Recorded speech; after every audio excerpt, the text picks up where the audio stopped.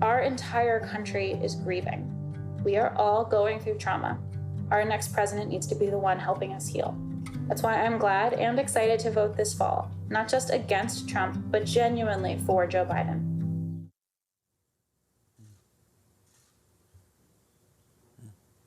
Before we continue with tonight's program, I want to thank everyone who has made this unprecedented convention possible, from our delegates and speakers to our party staff and our production team. Next week, it will be the Republican Party's turn to hold their convention. On behalf of their speakers and staff, I hope their organizers will take safety as seriously as we have. And then it will be up to you, America. You'll have heard from two very different candidates for president. You'll be able to dig into the details of their respective plans for solving the challenges we face and decide which plan you think will work for you and your family. But the choice this year is deeper than that. No matter what you think about Donald Trump or Joe Biden, no matter which party you belong to, or whether you belong to any party at all, your job in this election is to decide what kind of movement is capable of being the vehicle for the change we need. Can a movement that demands absolute loyalty to one man and his personal agenda really ever make this country greater? Or do we do better when we join together in a movement of shared values, one that amplifies our diverse voices? We've got one more night to show America what our path forward looks like. Not one man boasting that he alone can fix it, but everyday people coming together to face our challenges with unity and determination. Now we turn to one example, California's fight against the dangerous wildfires raging throughout the state. Please welcome Governor Gavin Newsom. Well, I confess this is not where I expected to be speaking here tonight. I'm about a mile or so away from one of over 370 wildfires that we're battling here in the state of California. We are just coming off a record week, a heat wave that led to 130-degree temperatures, highest temperature ever recorded in California, arguably the world's history here in our state. The hots are getting hotter. The dries are getting drier. Climate change is real. If you are in denial about climate change, come to California. 11,000 dry lightning strikes we had over a 72-hour period, leading to this unprecedented challenge with these wildfires. This is an extraordinary moment in our history. Mother Nature has now joined this conversation around climate change. And so we too need to advance that conversation anew. Just today, the President of the United States threatened the state of California, 40 million Americans that happen to live here in the state of California, to defund our efforts on wildfire suppression because he said we hadn't raked enough leaves. You can't make that up. Nor can you make up the fact we're involved in over 90 lawsuits with the Trump administration on clean air, on clean water, on endangered species, on pesticides. There is so much at stake in this election, none more important than the work Joe Biden did with Barack Obama on the vehicle emissions standards, the fuel efficiency standards that will save billions and billions of dollars taxpayers and reduce our greenhouse gas emissions. There is so much at stake in this election. And I couldn't help myself on my way to one of our relief centers, one of our evacuation centers, just to jump out of the car and just express my deep reverence, my admiration to Joe Biden, to Kamala Harris, Californians' own, to their faith, their devotion, their constancy, to their commitment, not just to the environment, but to the Commonwealth, to our kids, our kids', our grandkids, to our legacy. There is so much at stake in this election, and I just want to close by reminding each and every one of you, the future is not just something to experience, it's something to manifest. It's inside of us, not just in front of us. It's our decision, not our conditions, that will determine our fate and future. So let us resolve that after this historic night, this incredible week, this remarkable convention, that we do everything in our power to get Joe Biden and Kamala Harris into the White House in January 2021.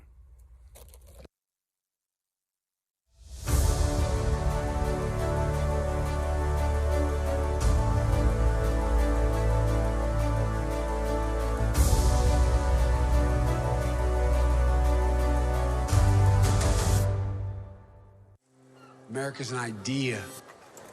An idea stronger than any army.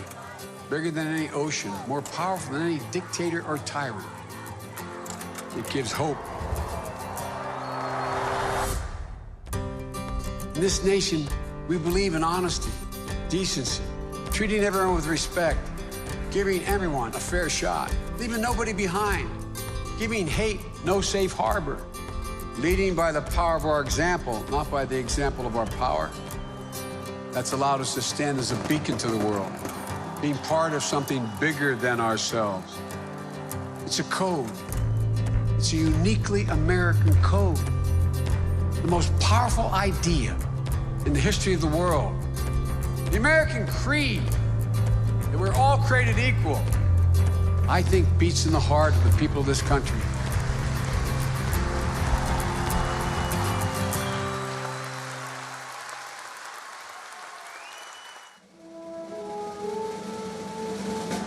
This time next year, I hope the virus is in check and the American spirit is unleashed, and that we're not fearing, but hoping again. Unity in our country, this is what I hope to see next year. I hope we've chosen community over chaos. We've chosen unity over division, and we've chosen love over hate. I believe that America will have faced its darkest moment and will have come out better. America will be coming together, not splintering apart. No more pain. This time next year, I hope that we will have a government that is accountable to us, that guarantees health care as a human right. The promise of America will be restored for all our communities, all our families, for all of us. And when I say all of us, quiero decir todas nuestras familias. I am confident that this time next year, we will have a president who provides this country with real leadership, not just tweets. This time next year, I hope we are listening less to the Russians and more to Dr. Fauci. I hope we all get back to work. There'll be 2 Americans who I will be happy to say are unemployed: Mitch McConnell and Donald Trump. This time next year, I hope that all Americans, whether they are Democrats or independents or Republicans, will be proud of their president, will be proud of their vice president. And that our recovery is truly people up, families up, and communities up. That people believe they have a government that is working for them, that's out there every day doing its best for them. I want to see a president of the United States who can look a trans woman in the eye and tell her her rights are worth protecting. I hope America has a president who champions the rights of all young women and girls. This time next year, I want a president who understands what military families need. Who cares about the rights and lives of disabled people. We'll care about our environment again. We'll have passed comprehensive immigration reform. I hope we have a president who honors treaty rights and tribal sovereignty. A year from now, I want to see the kids playing on the playground. I take pride in my job and helping our customers. But next year, I want to do it without wearing a mask or gloves. I hope that we are all celebrating landmark legislation that the Biden-Harris administration have shepherded through Congress and signed into law. This time next year, parents will again be able to look forward to the day where we can send our children to school without fear of gun violence. This time next year. This time next year. This time next year. This time next year. I hope that this country realizes that we have, in fact, reclaimed the soul of America. This time next year, I hope and pray that America will have restored democracy to the world. We recommit ourselves to come together, one nation, under God. One nation, under God, indivisible, with liberty and justice for all. This time next year, I want to see Joe Biden in the Oval Office.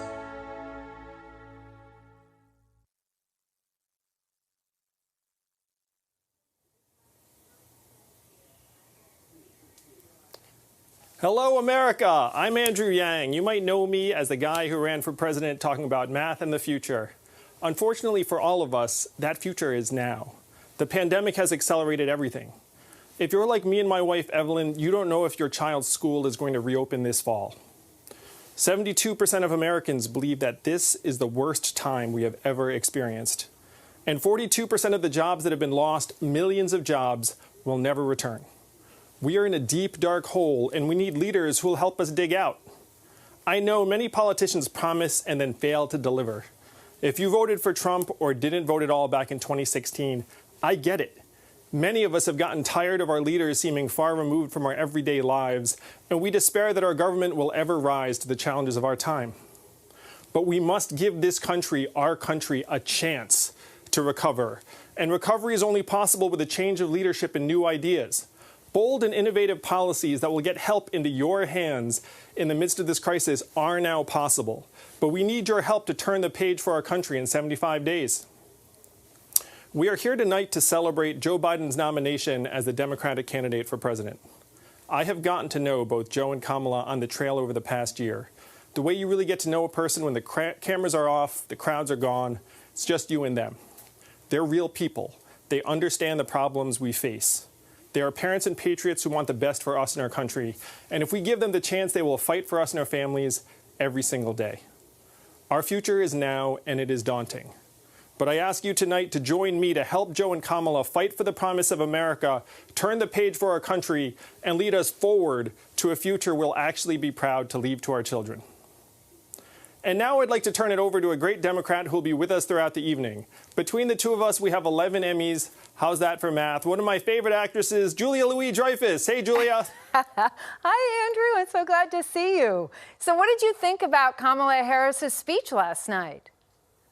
It was tremendous. I was so happy for her. I know, me too. She was fabulous. I cannot wait to see her debate our current Vice President, Mika Pince. Or is it Paints? It's pronounced Ponce, I believe. Oh, some kind of weird foreign name? Yeah, not very American sounding. Yeah, that's what people are saying. Strongly. Well, thank you, Andrew. And please give my regards to the gang. I will. They're right in the next room. Have a great night, Julia. Thank you so much. Good evening, America, and welcome to the fourth night of the 2020 Democratic National Convention, Uniting America. Okay, these last few nights have been going so well, we've decided to add a fifth night where we will just play Michelle Obama's speech on a loop. I first met Joe Biden when I was doing my show, Veep.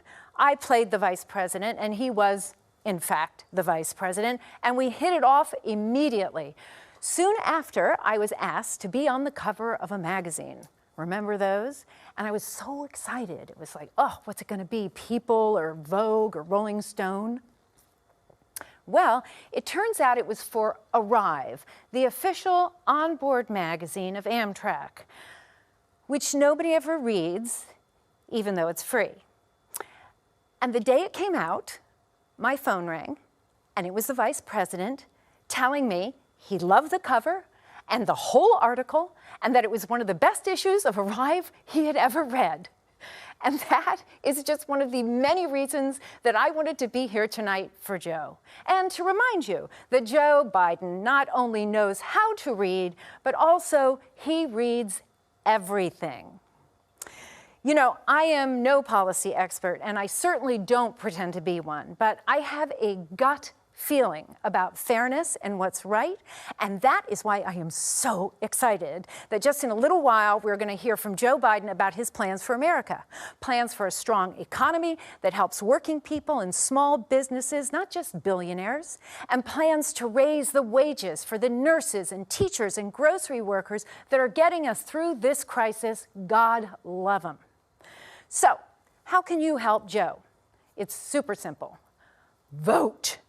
Right now, you can text VOTE to 30330 to learn about all of your voting options and make the best plan for how to vote in your community, wherever you are.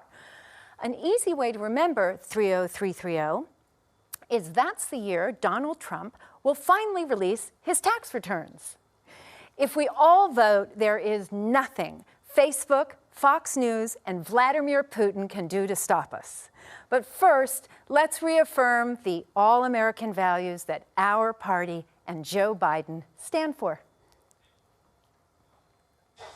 This time, do it while you're smiling, okay? All right, ready? And action. I pledge allegiance to the flag of the United States of America and to the republic for which it stands, one nation, under God, indivisible, with liberty and justice for all. Awesome. Okay.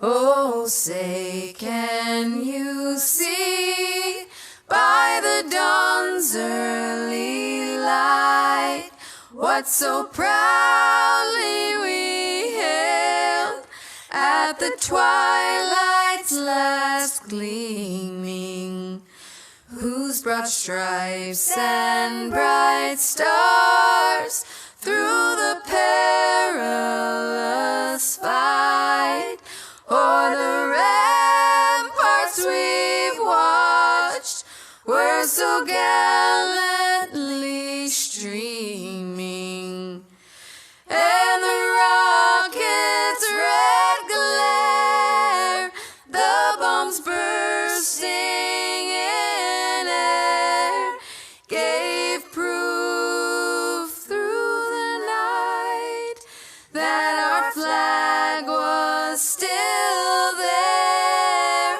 Oh, say, does that star-spangled banner yet wave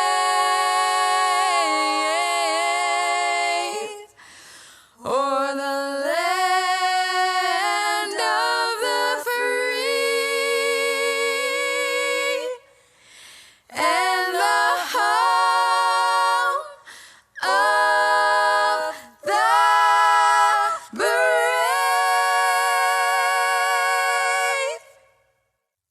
Good evening. I'm Sister Simone Campbell, Executive Director of Network and leader of Nuns on the Bus. Tonight marks an important next chapter in our story of who we will become as a nation.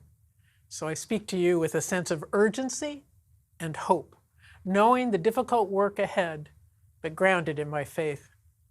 The very first paragraph of the scripture that informs the three Abrahamic traditions tells us the divine spirit breathed over the waters of chaos and brought forth a new creation. Encouraged by this promise that a new creation can come from chaos, let us pray.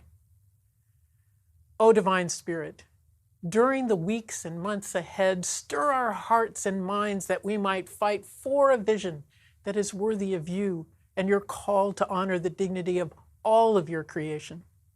A vision of who we are as a people grounded in community and care for all, especially the most marginalized. A vision that cares for our earth and heals the planet. A vision that ends structural racism, bigotry, and sexism so rife now in our nation and in our history. A vision that ensures hungry people are fed, children are nourished, immigrants are welcomed. O Spirit, breathe in us and our leaders a new resolve that, committed to this new American promise, we will work together to build a national community grounded in healing, fearlessly based on truth, and living out of a sense of shared responsibility. In the name of all that is holy, O Spirit, bring out of this time of global and national chaos a new creation, a new community that can, with your help, realize this new promise that we affirm tonight. And so, with profound hope, let we the people say, Amen.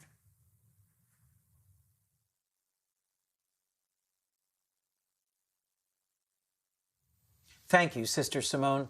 People of faith have long led change, from abolition and women's suffrage to the labor movement and the struggle for civil rights. Joe Biden will continue that progressive march towards justice, inspired by respect for the dignity of all people, people Joe believes were made in the image of God. Joe learned that from his parents and the nuns and priests right here in Delaware who taught him and inspired in him a passion for justice. I'm Senator Chris Coons of Delaware, and I want to tell you about my friend, Joe Biden. His faith is strong, and it's personal and private. For Joe, faith isn't a prop or a political tool. I've known Joe about 30 years, and I've seen his faith in action. Joe knows the power of prayer, and I've seen him in moments of joy and triumph, of loss and despair, turn to God for strength.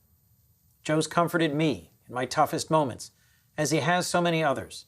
I'll never forget how Joe took the time to offer me words of comfort as my father lay in hospice. Time and again, I've seen him stop everything and listen, really listen, to someone who needs a shoulder to cry on or a partner in prayer. That compassion, that empathy is part of his character. More than anything, Joe's a man of faith and conscience. He'll be a president for Americans of all faiths, as well as people of conscience who practice no particular faith.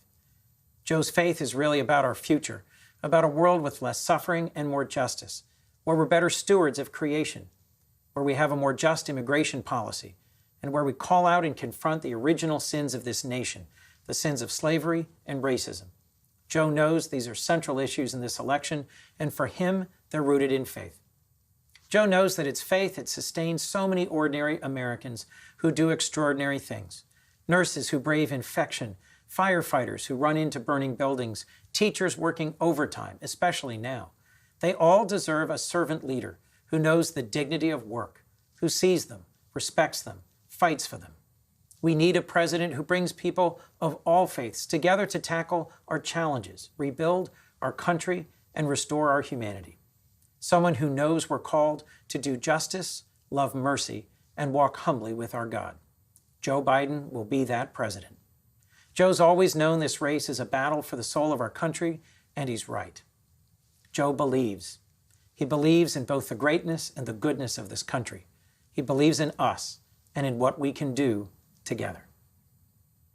My question is, what is your faith, and how would you use your faith in making decisions for our nation?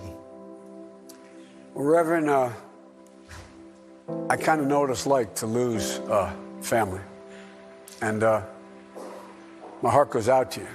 If you may remember, after Barack and Michelle and I were there, and my family, I came back on that Sunday, the regular service, because I had just lost my son.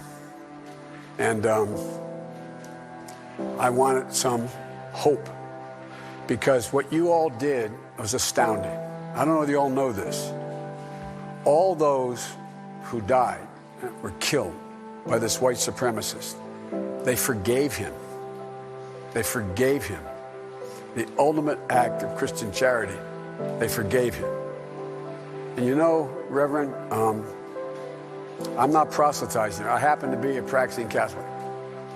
But I went back to the church because I found, particularly, the black church.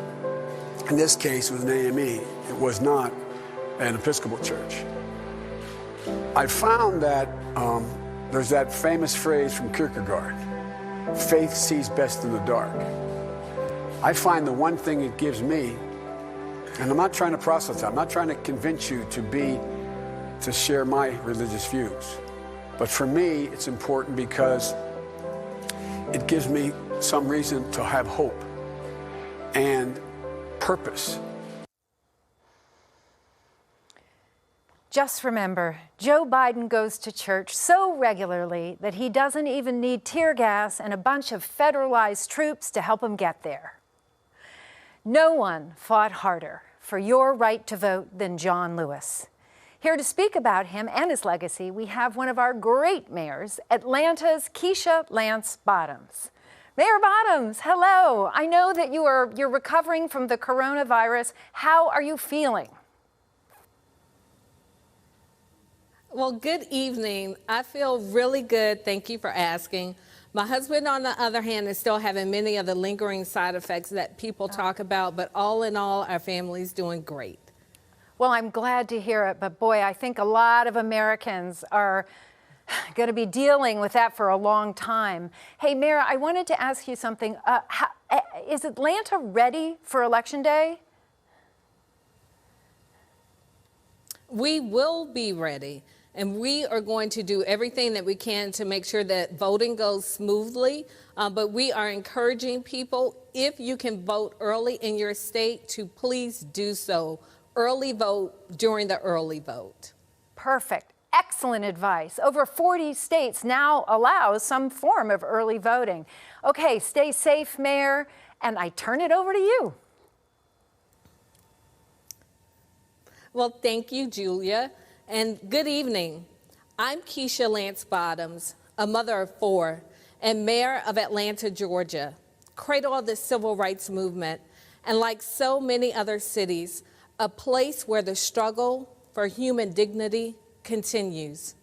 I'm proud to have grown up in this city, educated in its public schools, and blessed to have known our hometown heroes like Dr. Joseph Lowry, Dr. C.T. Vivian, and our teacher, our friend, our conscience, our congressman, John Lewis.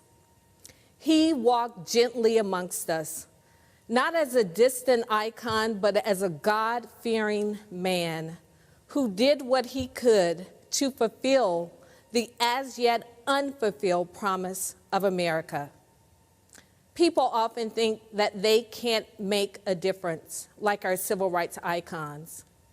But every person in the movement mattered. Those who made the sandwiches, swept the church floors, stuffed the envelopes. They too changed America, and so can we.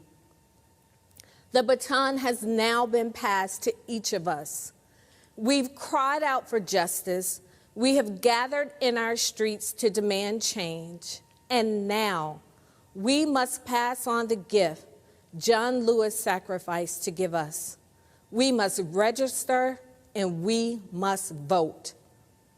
In his parting essay written to us, Congressman Lewis expressed his pride in the activism that has swept our country. And he reminded us that if we fail to exercise our right to vote, we can lose it. There are those who are disgracefully using this pandemic to spread misinformation and interfere with voting, forcing many in 2020 to still risk their lives to exercise their sacred right to vote, a right that has already been paid for with the blood, sweat, tears, and lives of so many. So let's stand up for our children, our children's children, and for this great democracy that our ancestors worked to build, and let's vote. And let's organize to get others to vote with us. You can help make this happen by texting VOTE to 30330. We know how important it is that we elect real leaders like Joe Biden and Kamala Harris, people of honor and integrity who hold justice close to their hearts and believe that the lives of my 4 Black children matter. In the words of womanist poet Audre Lorde, your silence will not protect you. Congressman Lewis would not be silenced, and neither can we. We cannot wait for some other time, some other place, some other heroes. We must be the heroes of our generation because we too are America. Our votes can be our voice.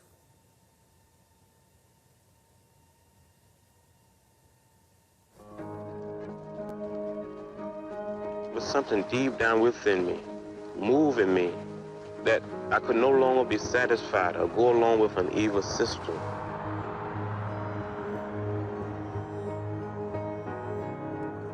Life was extremely dangerous when we were growing up.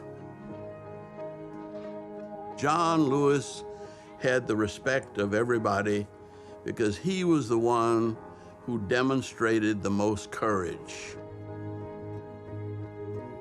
He'd been beaten and knocked down and get up and go to find another battle. John was focused on ending voter suppression, and it wasn't that he was a great orator, it's that he was a great spirit. The power of spirituality and humility, and the willingness to suffer rather than to inflict suffering.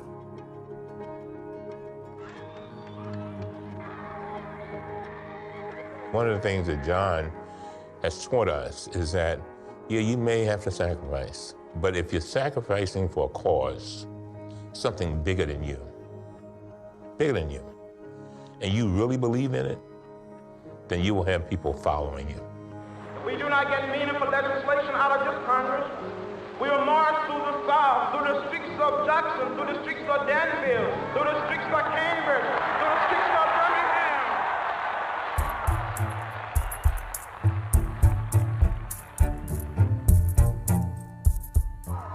I think he is the singular figure that has tried to carry out the work of our nonviolent campaigns into the halls of Congress.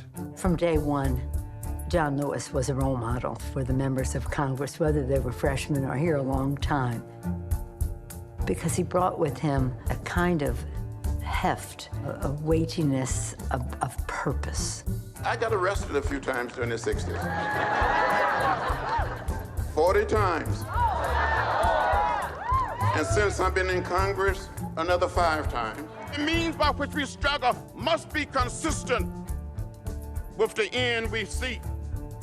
Someone who has navigated thorny issues of policy, not by castigating alone, but by also encouraging people to be better than they think they can be. Today, we are considering a fair housing measure which not only protects our nation's minorities, but it protects the needs of those with disabilities and families with children. How long do we have to wait before we decide to ban assault weapons? We have another opportunity to bring more of our citizens into political participation. I have on my marching shoes. That's right. I'm fired up. I'm ready to march. And all of these decades later, while he and others of his generation achieved much, we're still fighting against police brutality and fighting for our voting rights. And so we best honor him by continuing to fight the good fights that he fought, by staying in good trouble.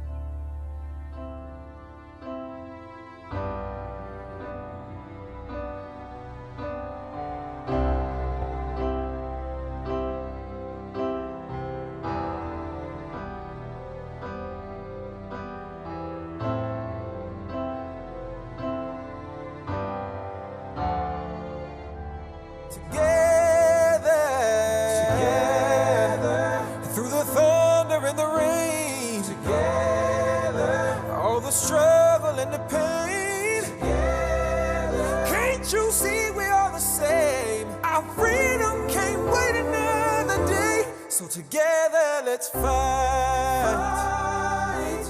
Fight for what's right. Fight for what's right. No matter how long or how dark the night.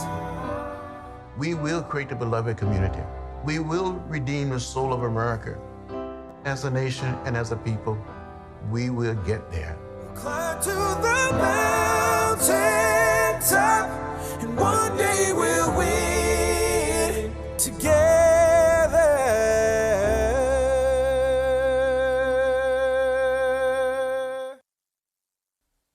One day, when the glory comes, it will be ours, it will be ours. Oh, one day, when the war is won, we will be sure, we will be sure. Oh, glory, glory, glory. Oh, glory.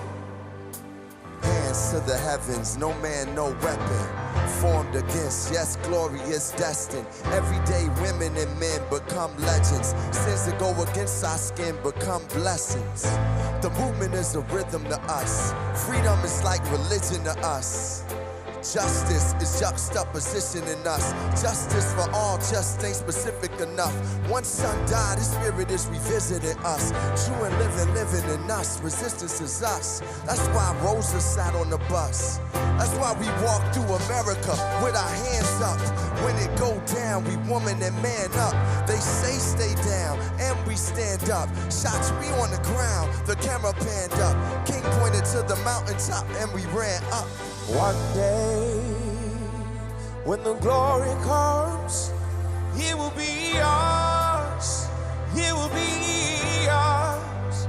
Oh, one day, when the war is won, we will be sure, we will be sure.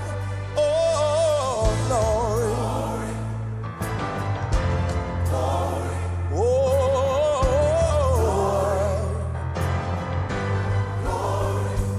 Now the war is not over, victory isn't won, but we'll fight on to the finish.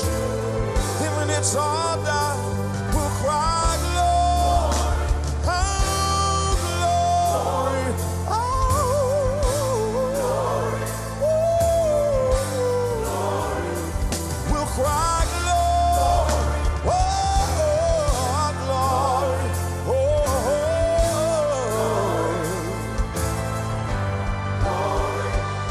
Selma's now for every man, woman, and child. Even Jesus got his crown in front of a crowd. They march with the torch, we gon' run with it now.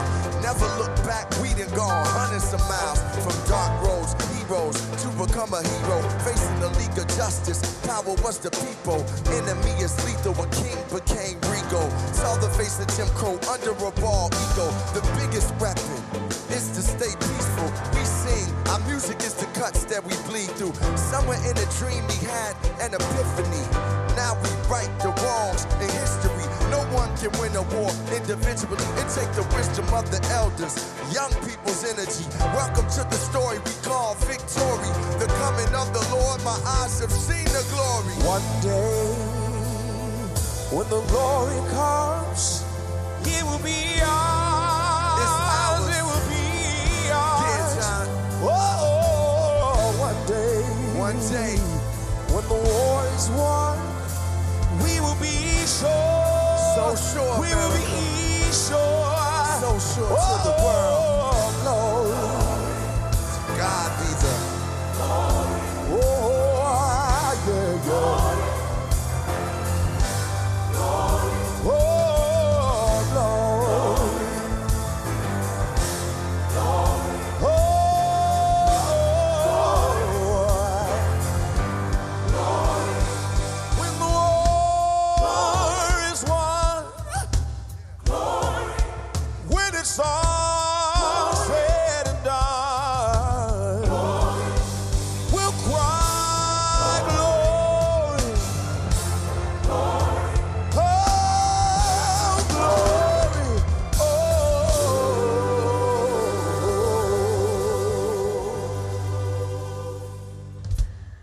Wow, that was so beautiful, John and Common. Wow. Joe Biden shares John Lewis's belief that every vote matters. Personally, I plan to follow the example of 6 current cabinet members, Vice President Pence and President Trump himself, and vote by mail. To find out everything you need to know about mail-in ballots, your polling place, or even just, am I registered? Text VOTE to 30330. 30330. That would be the president's golf score if he didn't cheat. Okay, look, I'll admit that was a little nasty, but we all know he's a cheater. And I'm proud to be a nasty, nasty woman. You know, when Donald Trump spoke at his inauguration about American carnage, I assumed that was something he was against, not a campaign promise. What we need now is great leadership, someone experienced and hardworking and intelligent, someone who understands the soul of the American people. I'm historian John Meacham. In his final Sunday sermon, days before his death, Martin Luther King Jr. said, "We are tied together in the single garment of destiny. This is the way God's universe is made. This is the way it is structured. A single garment of destiny. We, the people, cannot escape that reality. Nor, as Lincoln taught us, can you and I escape history. And we shouldn't want to, for many of us have been given much: liberty, opportunity, a sense of possibility. The task of our time is to make sure those gifts are available not just to folks who look like me, but to all of us. This is a grave moment in America. A deadly virus is ravaging us. Our jobs are evaporating. Our faith in the things that bind us together is fraying, for our democracy is under assault from an incumbent more interested in himself than he is in the rest of us. Extremism, nativism, isolationism, and a lack of economic opportunity for working people are all preventing us from realizing our nation's promise. And so we must decide whether we will continue to be prisoners of the darkest of American forces, or will we free ourselves to write a brighter, better, nobler story. That's the issue of this election, a choice that goes straight to the nature of the soul of America. Humankind has long viewed the soul as the vital center, the core, the essence of existence.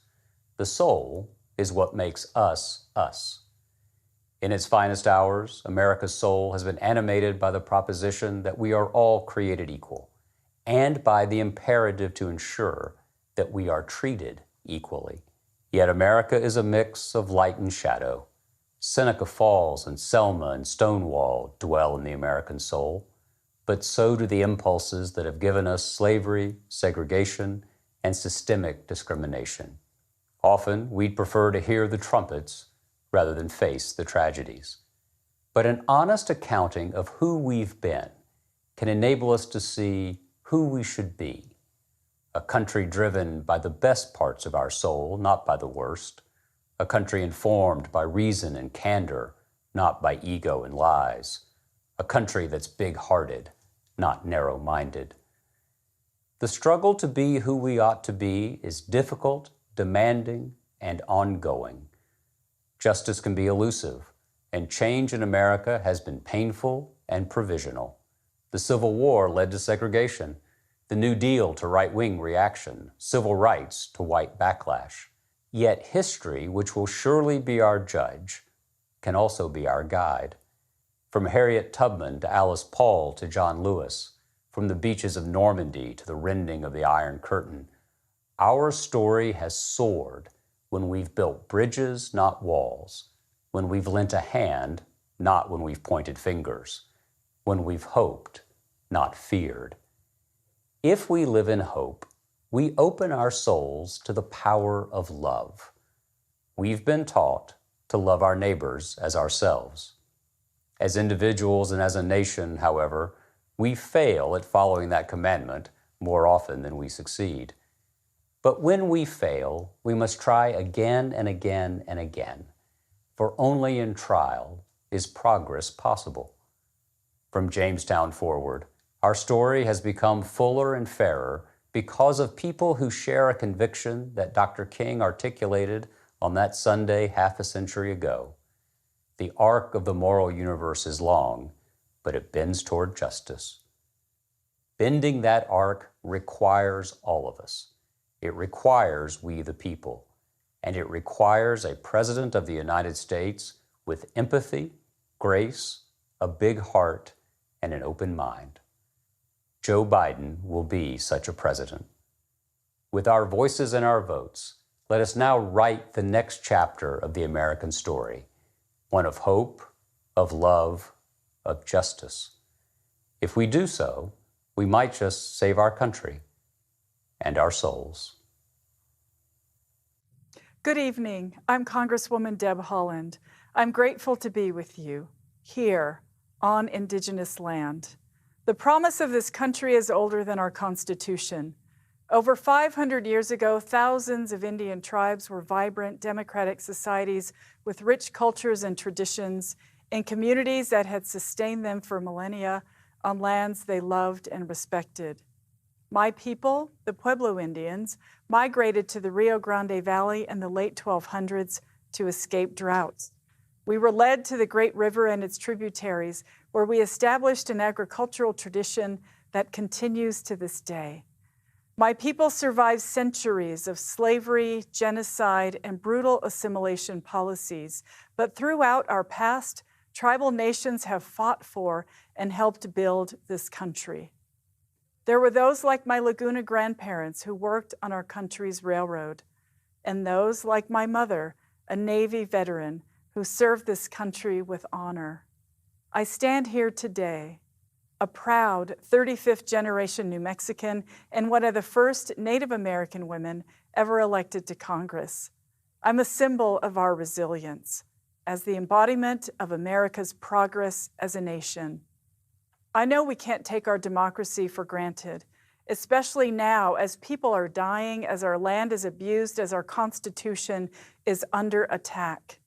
We must work for it by getting involved, by registering voters, by voting. Voting is sacred. My people know that. We weren't universally granted the right to vote until 1962, and that fundamental right is more important than ever. Whether your ancestors have been here for hundreds of years or you're a new citizen, know this: whether we vote and how we vote will determine if our nation's promise of social, racial, and environmental justice will outlast us. Joe Biden and Kamala Harris respect our past and understand our present. They will see us through this crisis of leadership that is plaguing our country, and they will help us to build a better future. Thank you.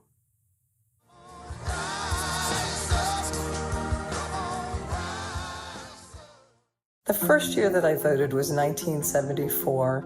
1967. I have not missed a general or a primary election in my 51-year voting history. Now I don't go to the polls anymore. The U.S. Postal Service does it for me.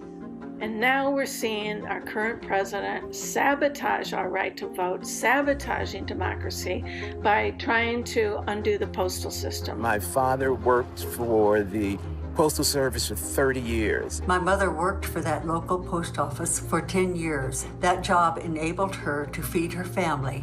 I am appalled at what the Republicans and the president are trying to do to subvert the vote. Nothing or no one will stop me from voting this election. We need to keep our mail system. We need Joe Biden.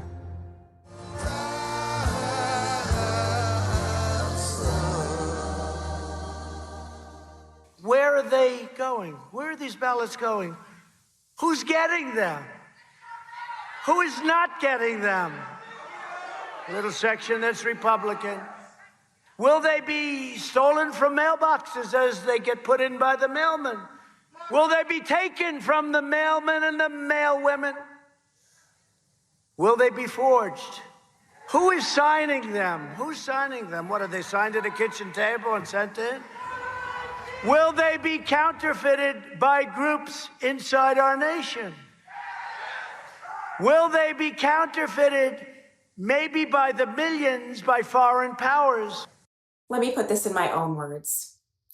I've heard Donald Trump say some pretty unhinged things. I've heard them over and over and over again. But nothing is more dangerous to our democracy than his attacks on mail-in voting during a pandemic. Okay, here's the truth. Donald Trump doesn't want any of us to vote because he knows he can't win fair and square. So whether you plan to vote by mail or in person wearing your mask, it is your vote and it's your right. Don't let Donald Trump take that away from you. For accurate, up-to-date voting information that you can trust, text VOTE to 30330. One more time, text VOTE to 30330. I'm Alex Padilla, California Secretary of State. And I'm Jocelyn Benson, the Secretary of State of Michigan. Voting is the oxygen of our democracy. It decides elections, and elections change lives.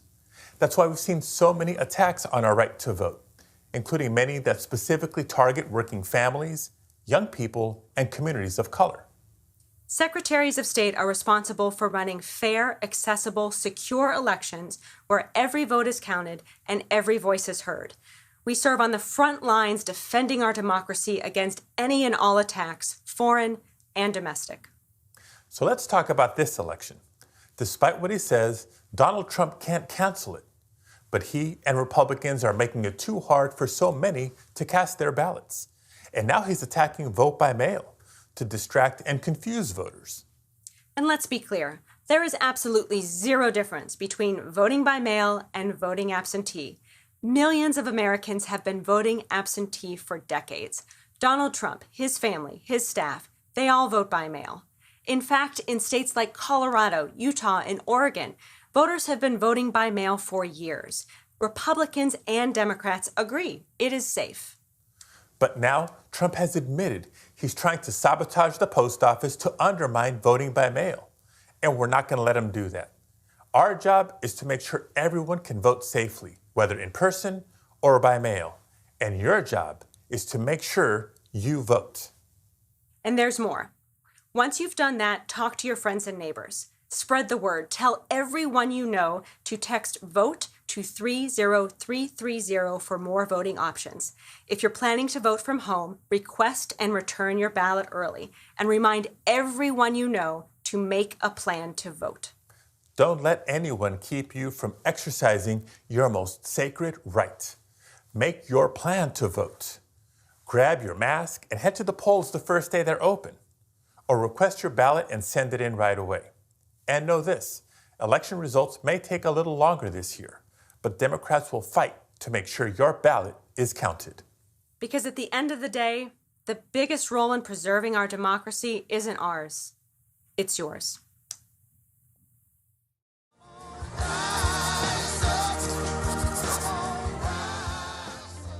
Our family has a crazy history with America, and it all starts with it being a beacon for immigrants. It's really cool being like part Polish and part Puerto Rican and also part Black, because I get to, for me personally, I get to be this like melting pot of America. If you were an immigrant back then, come from an immigrant family, the Democrats brought you in.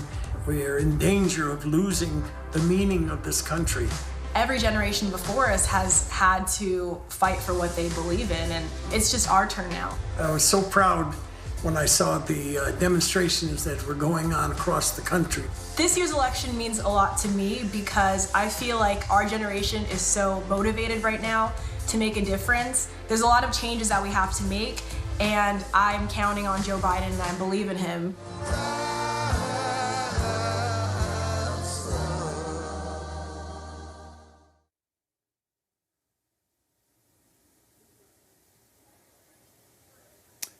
I'm here because a union job lifted my family out of poverty and into the middle class. My grandfather left the Jim Crow South for Detroit, joined the UAW, and got a job on the assembly lines during World War II. That union job enabled him to support his family, raise my mom, and send her to Fisk University. That's the American dream. Together we work, together we rise.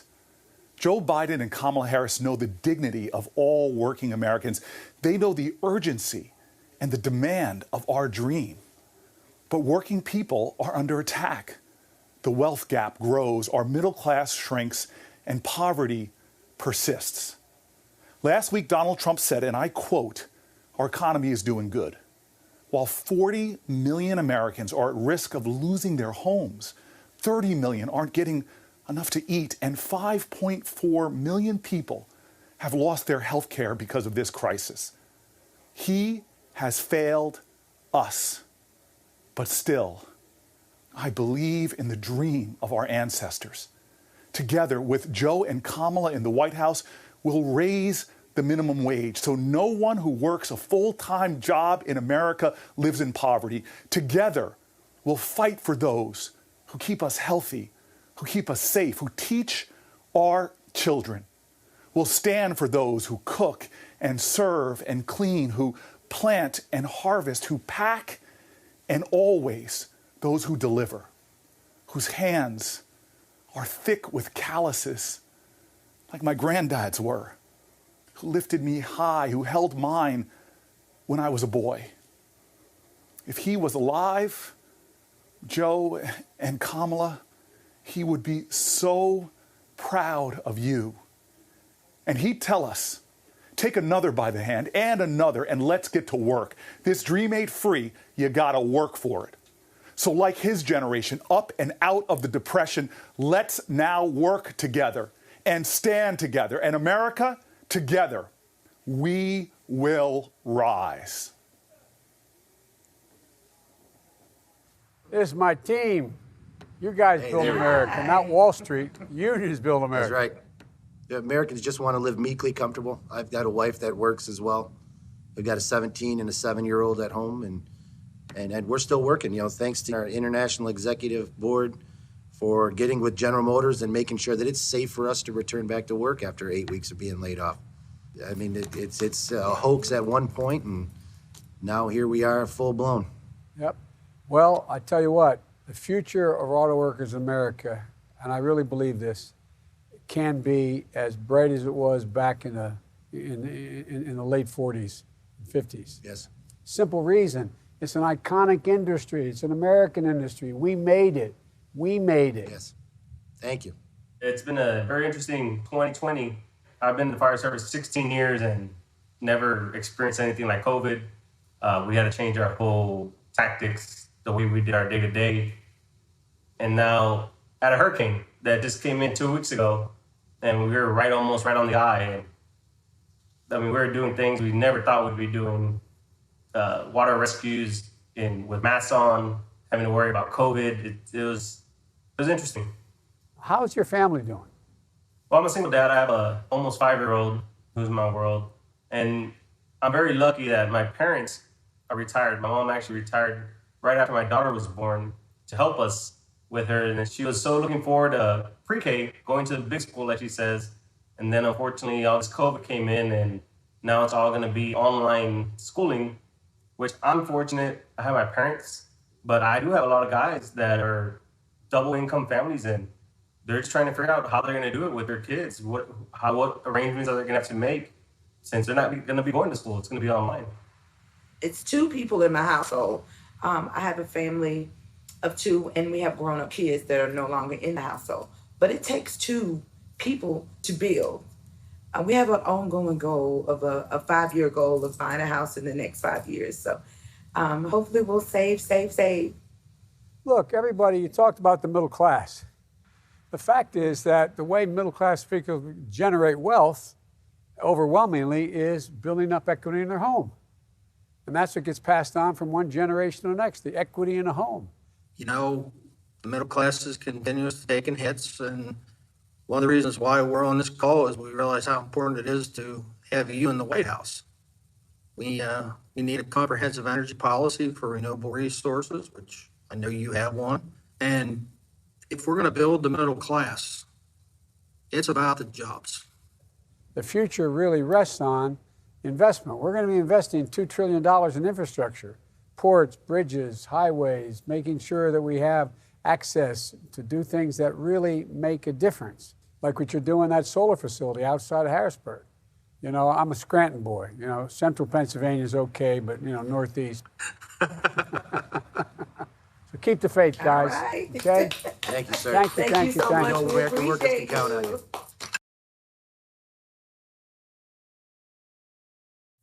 I know it's not typical for a former Surgeon General to speak at a convention. Surgeons General are appointed by presidents, but our work isn't about politics. Our highest duty is to the public.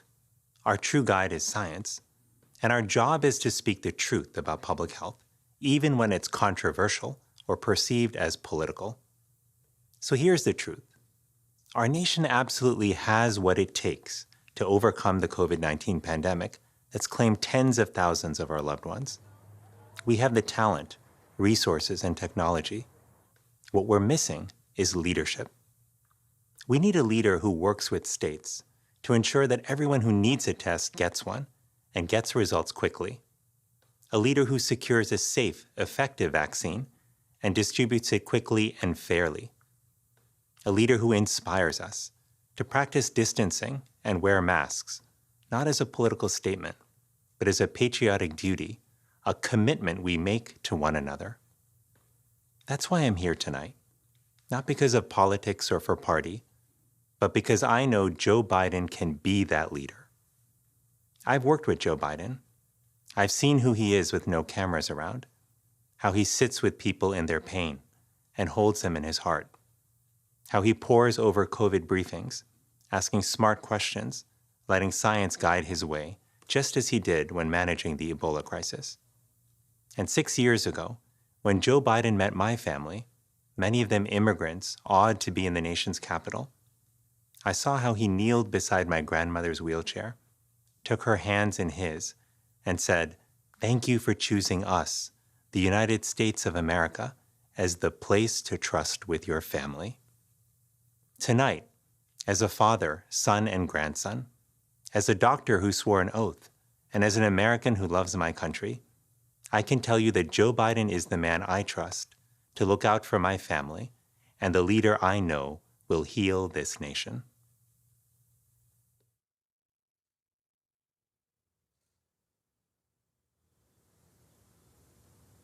Hi, I'm Senator Tammy Baldwin. When I was 9 years old, I got sick, really sick.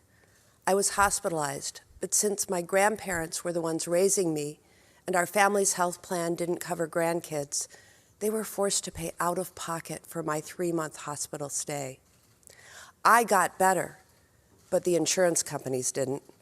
They refused to cover me at any cost because I was marked child with a pre-existing condition.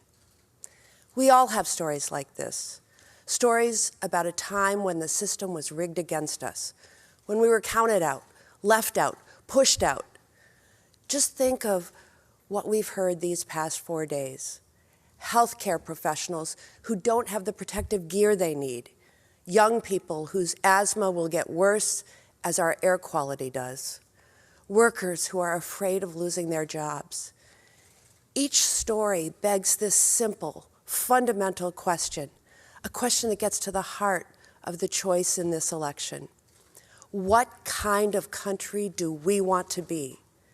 Do we want to be a country where millionaires get to dodge taxes, or one where working families get a break? Do we want to be a country where medical bills bury people in debt, or one where health care is affordable for all? Or where tens of thousands of people die from a virus, or where the American dream lives? I think we know the answer to that fundamental question, because most of us want the same things: good schools in our neighborhoods, racial justice, the freedom to love who we want, dignity in our work, and an economy where small businesses and working families thrive. And over the past months, we've added another to that list: a nation free from COVID. That's why Joe Biden and Kamala Harris are the only answer in this election. Trust me, they are. You see, there's another part of my story, the part where I ran for office, the part where I served in Congress, the part where I worked with Joe Biden and Barack Obama to make sure kids and grandkids, if they're dependents, can stay on their parents' health insurance until they're 26. We got that done. And yes, it was a big effing deal. That's the America I know. That's the America I love. And that's the America we will be with Joe Biden and Kamala Harris in the White House. A nation that plans, a nation that builds, a nation that builds back. Say it with me there at home: a nation that builds back better. Here in Wisconsin, our state motto is just one word: forward. This November, let's move forward and never look back. Thank you. No other nation can match us if we step up. We lead by the power of our example, not by the example of our power. The only thing that can tear America apart is America itself, and we cannot let that happen. If you want to help Joe and Kamala make sure that America stays strong and united, please go to joebiden.com and contribute anything that you possibly can. Tonight, I couldn't be prouder to be a loyal union member, a passionate climate activist, and a patriotic Democrat, or as Donald Trump will call me in a tweet tomorrow, a washed-up, horse-faced, no-talent has-been with low ratings. Well, with all due respect, sir, it takes one to know one. And now I'd like to introduce you to a real American hero, World War II veteran Ed Good. I am Edward Good. I'm 95 years old. I'm a veteran of World War II and of Korea. When I wear a uniform, I wear only 2 badges, my parachute wings and the combat infantry badge. I did make 1 combat jump over the Rhine in Germany, and I'm proud of that. I have been a Republican since the 1960s. I'm a member of the NRA, and I voted for Trump. I think Trump has been the worst president we've ever had, so I'll be glad to see him go. I think Joe Biden will be a great leader for the United States. Like me, on the day of my jump into Germany, I think Joe Biden cares about doing his proper duty for the United States, and if he's elected, that's what he will do.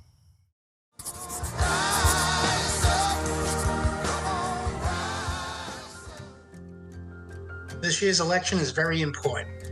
Probably be the most important election we've had in years. I recommend strongly, based on the division in this country created by our current president, Donald Trump, we need to put somebody else in the White House that's going to bring us together. Now, let me just explain something. I've been a long-standing Republican for a long time, and I'm telling you, you got to vote for Joe Biden. You have to. I don't think we can deal with the type of person we have in the White House any longer. So it's up to you, America, and me, because in this election, I'm voting for Joe. I'm absolutely sure he's going to help us bring this country together once again.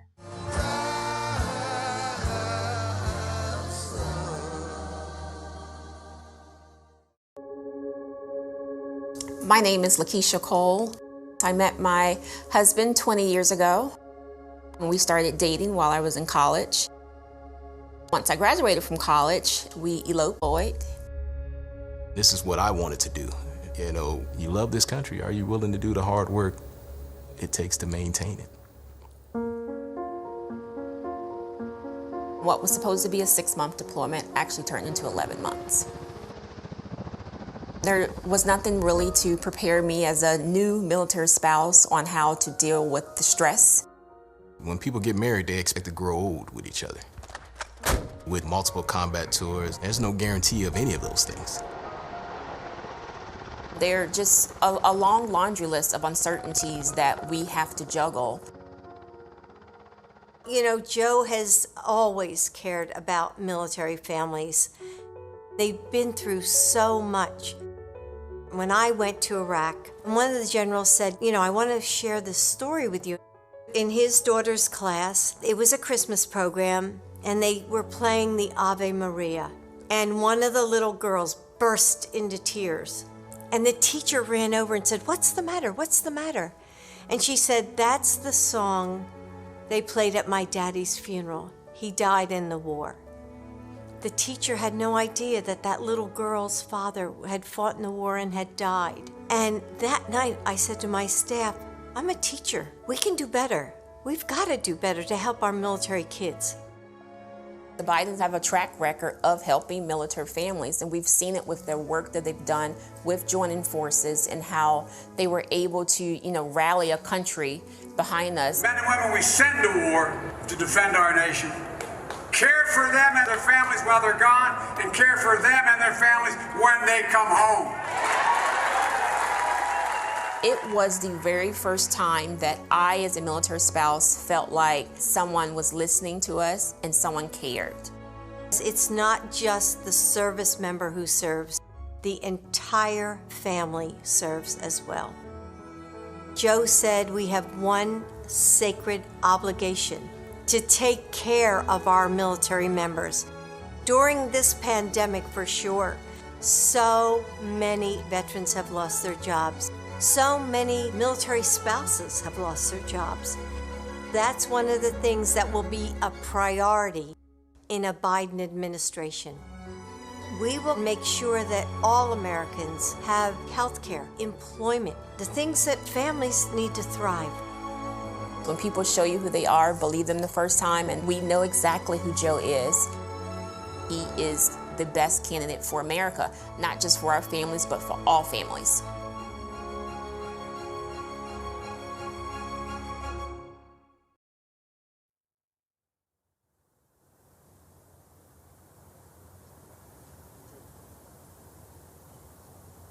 Good evening. I'm Tammy Duckworth. When I first enlisted in the Army, I was eager to serve my country, yet anxious whether I'd be able to earn my way into the ranks. But I earned my wings and later commanded my own air assault unit, learning that serving and leading in the military is both a privilege and a sacrifice. To be a commander, you must always put your troops first, to sacrifice everything for our great nation. To do that, leaders must command their troops respect and be worthy of their pledge to protect and defend our Constitution no matter the cost.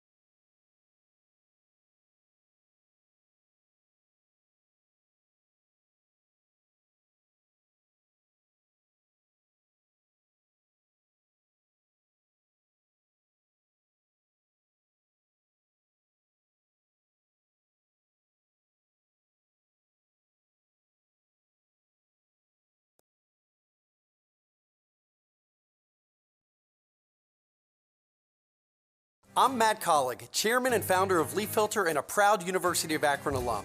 Today, I'm here at the Fisher Institute for Professional Selling, the largest and most technologically advanced sales facility in the U.S. All 5 of our academic programs feature hands-on, experiential learning, connections to a network of corporate partners, and access to the state-of-the-art Fisher Sales Lab. We also have 100% graduate job placement for sales majors and minors. For more information, visit uakron.edu/Fisher. Season, gathering progressives and moderates, independents, and even what I like to call future former Republicans, standing for an America where everyone belongs. Joe Biden is right. This is a contest for the soul of the nation. And to me, that contest is not between good Americans and evil Americans. It's the struggle to call out what is good in every American.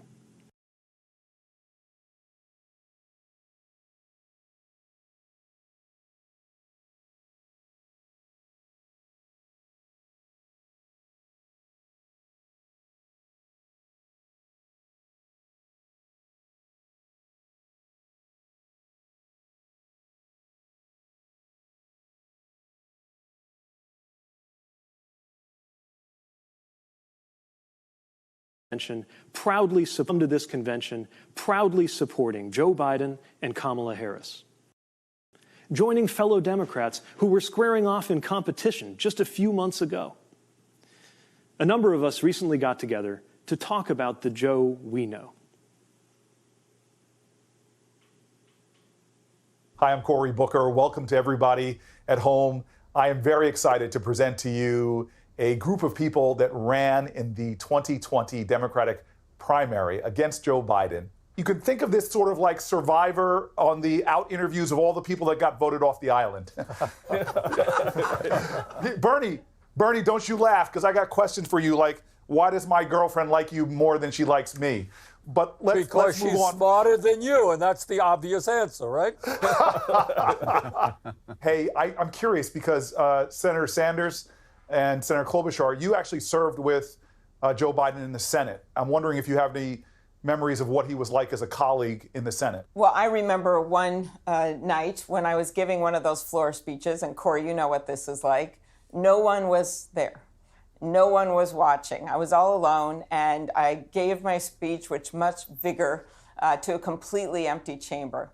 And I walked out of there, and I thought, I wonder if my mom was even watching this on C-SPAN. And at that moment, the cell phone rings, and I actually thought maybe my mom was watching it on C-SPAN. And you know who it was? It was Joe Biden. And that kind of goes to not only his kindness for calling me and being a mentor, but it also goes to how much he cares about our government and what people are saying, and that even when he's at home at night, he's watching and he cares. But Amy, we all want to know, did your mother watch the speech? I know. You remember the steak fry when we were waiting to go on? It worked out to where I was there the same time he was. And he pulled me aside at one point and he pointed to somebody who we both knew who was working on my campaign, but he'd known from before. And let me know that was somebody who'd gone through a family tragedy that Joe somehow knew about. And just thought it was important for me to know that about someone who was working with me. And I thought, over time I realized that was just basic to who he is, but that always stuck with me. Elizabeth, do you have any remembrances as well? I think the day I saw Joe the clearest was on the 1-year anniversary of the Boston Marathon bombing. And everyone, of course, was enormously honored to have the vice president here. But at some point in that speech, he shifted to the parent who had lost a child, to the man who had lost a wife, to someone who had experienced loss very personally. And he spoke to each of the families from the heart. That's phenomenal. I want to ask, what gets you excited about this idea of the inclusion of big ideas from all over the party into the future, into the next administration? The magic of Joe Biden is that everything he does becomes the new reasonable. If he comes with an ambitious plan to address climate change, all of a sudden, everyone's going to follow his lead. You can see it with him choosing Kamala, too. He wants to build the best team. Let's do it together. That's how we're going to rebuild this country. Corey, I'm so optimistic about our country right now, despite some very dark days for a lot of our fellow Americans, in large part because of what young people are doing right now. After the murder of Ahmaud Arbery and Breonna Taylor and George Floyd, young people, by and large, led these protests, and they did so in the absolute best traditions of this country, in the tradition of John Lewis. My optimism and my faith in this country is reflected in those young people and the way that Joe and Kamala are listening to them and incorporating their ideas and their urgency into the campaign that they're running and the administration that they're going to lead. And I often think some people who say they don't know if they're going to vote or not are saying that from a point of privilege that a lot of Americans don't have. There are so many things for lots of folks who live life on the margins that this election is going to decide. And maybe it's not a life or death issue for you, but we are all in this together. Absolutely. Corey, what I would say is that this is clearly the most important election in the modern history of this country. And Joe Biden, you have a human being who is empathetic, who is honest, who is decent. And at this particular moment in American history, my God, that is something that this country absolutely needs. And all of us, whether you're progressives, whether you're moderates or conservatives, have got to come together to defeat this president. Thanks for that, Bernie. I want to thank you all for joining us for this segment. I mean this sincerely. It was an honor to run against you. And it is even a greater honor to stand with you in support of Joe Biden and Kamala Harris. Good evening. I've never been much for partisan politics. I've supported Democrats, Republicans, and independents. Hell, I've actually been a Democrat, Republican, and independent. It's all about people. And the two people running for president couldn't be more different. One believes in facts, one does not. One listens to experts, the other thinks he knows everything. One looks forward and sees strength in America's diversity. The other looks backwards and sees immigrants as enemies and white supremacists as allies. Here's another difference. One has proven he knows how to handle a crisis by helping to lead the economic turnaround after the 2008 recession, while the other has not only failed to lead, he has made the current crisis much worse. When confronted with the biggest calamity any president has faced in the modern era, Donald Trump spent the year downplaying the threat, ignoring science, and recommending quack cures, which let COVID-19 spread much faster than it should have, leaving hundreds of thousands needlessly sick or dead.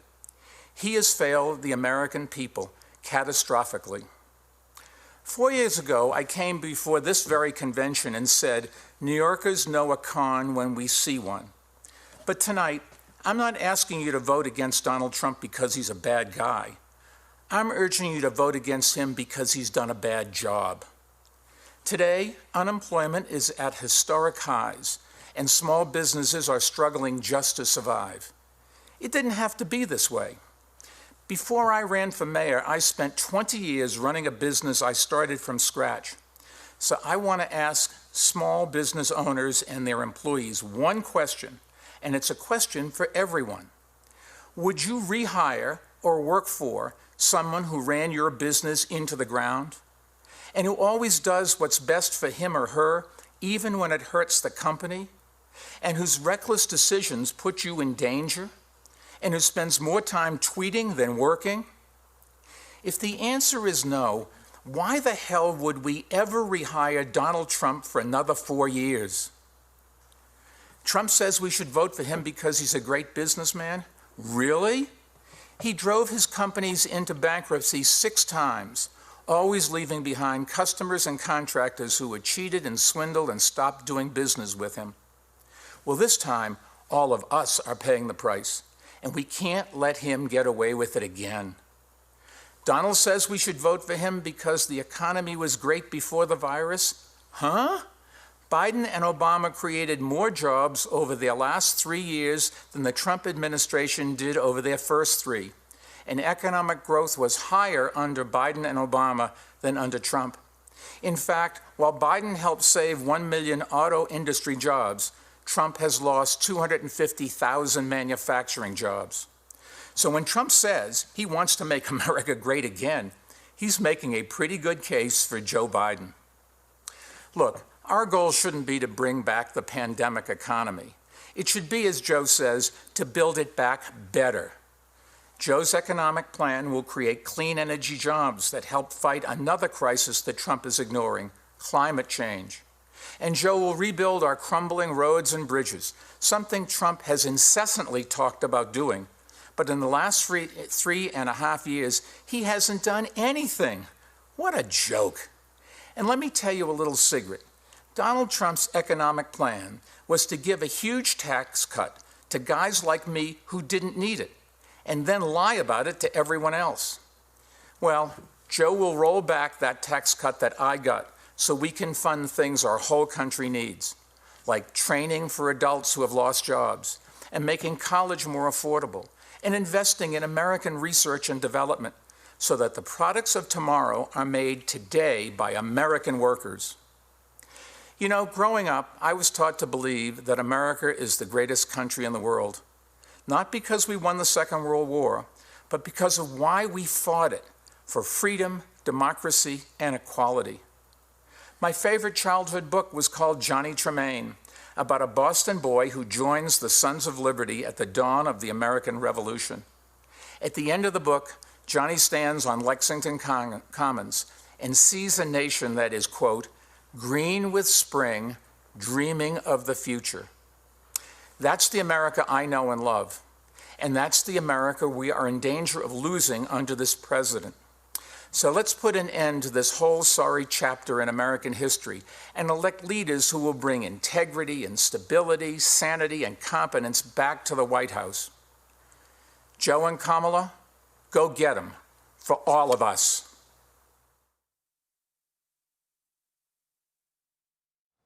We can help you find the best and safest way to vote in your state. Simply text VOTE to 30330 to learn more. 30330. It's actually not that hard to remember. Watch.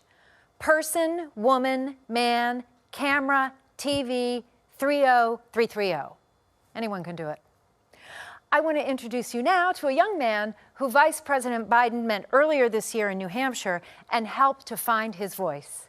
Say hello to Braden Harrington.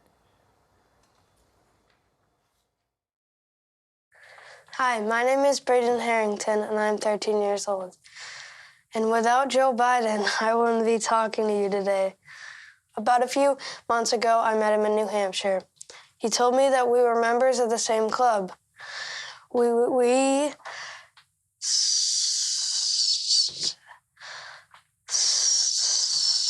stutter. It was really amazing to hear that someone like me became vice president. He told me about a book of poems by Yeats he would read out loud to practice. He showed me how he marks his addresses to make them easier to say out loud. So I did the same thing today.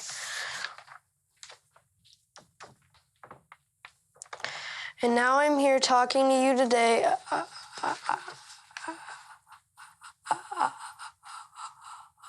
about the future, about our future.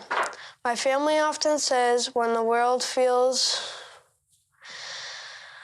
better before talking about something normal, like going to the movies. We all want the world to feel better. We need the world to feel better. I'm just a regular kid, and in a short amount of time, Joe Biden made me more confident about something that's bothered me my whole life. Joe Biden cared. Imagine what he could do for all of us. Kids like me are counting on you to elect someone we can all look up to. Someone who cares. Someone who will make our country and the world feel better. We're counting on you to elect Joe Biden.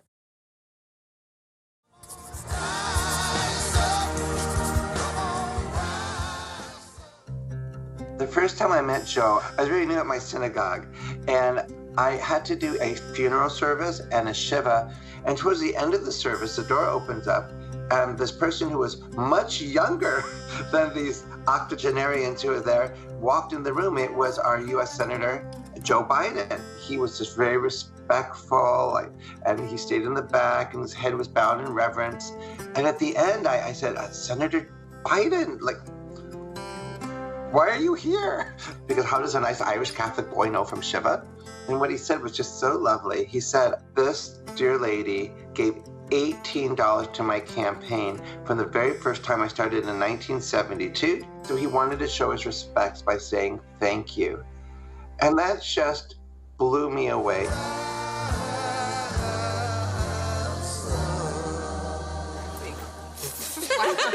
I think you guys might have thought we were smaller. Yeah. Granddaughter interview, take one. No, this is good. Okay. So what don't I know about your grandfather? He's always eating ice cream. Usually it's like vanilla with chocolate sprinkles. Vanilla on a regular night. No, chocolate chip in no, it. yeah, Chocolate and the Breyers that have half chocolate, half vanilla. He likes ice cream in hidden ways. Yeah. Eating it like in the freezer so that He like eats my it grandma facing the doesn't freezer. see. He like hides it. How often does he call you? Like every day. Yeah, every day. Like if we don't talk to him for like a day, He'll ask what's wrong. Yeah, he'll think we're like not a lot. He always calls with the same energy, even after he's just done 15 interviews in a row. Hi, Pop. I was just talking about you. I don't necessarily pick up every day, but I have a lot of voicemails. He will pick up our calls no matter where he is. He'd be like on stage giving a speech, and we'd call him and he'd be like, what's wrong? Is everything good? And we'd be like, Just no. calling to check in. Yeah. What does the word family mean to you? It's a lot of time together. It's like Yeah, I don't we've really know many of grown it. up together. He's made sure that every single tradition, every holiday, we're all together. I don't think that there's been any decision, no matter how big or small, that we haven't decided as a family. Pop told us that this election would be totally different from any other election ever.